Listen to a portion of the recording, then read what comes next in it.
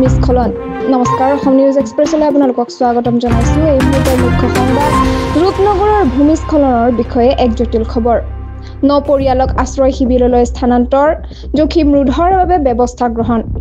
গুৱাহাটী মহানগৰীৰ ৰূপনগৰত সংঘটিত এক ভয়ংকৰ ভূমিস্খলনৰ পাছত প্ৰশাসনে 9টা পৰিয়াল মুঠ 30 জন লোকক ৰূপনগৰ নিম্ন প্ৰাথমিক বিদ্যালয়ত স্থাপন কৰা অস্থায়ী আশ্ৰয় শিবিৰলৈ স্থানান্তৰ কৰিছে।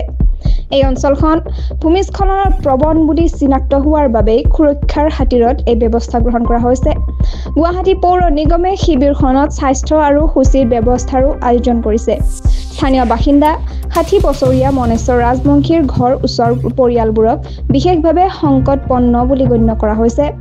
দুখজনক মৃত্যুৰ ঘটনাই ভূমিস্খলনত মাটিৰ তলত পৰি থকাৰ পাছত 17 ঘণ্টাৰ দীঘল ৰেস্কিউ অভিযানৰ অন্তত শনিবাৰে সন্ধিয়া মনেশ্বৰ ৰাজবংশীৰ মৃতদেহ উদ্ধাৰ কৰা হয়।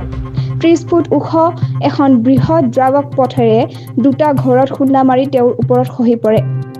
NDRF বিষয়া পংকজে কৈছে যে আমাৰ দল তৎপৰভাৱে কাম কৰি আছে। ডগ স্কোৱাডো ব্যৱহাৰ কৰা হৈছে। প্ৰায় 4 পৰা 5 ফুট গভীৰ খনন কৰি মৃতদেহ উদ্ধাৰ কৰা হৈছে। এই পৰিয়ালবোৰে সোমবাৰলৈ আশ্ৰয় শিবিৰত থাকিব পাৰে, বতৰৰ অৱস্থা আৰু প্ৰাকৃতিক বিপদৰ মূল্যাংকনৰ ওপৰত নিৰ্ভৰ কৰি। এতিয়ালৈ ইমানেই।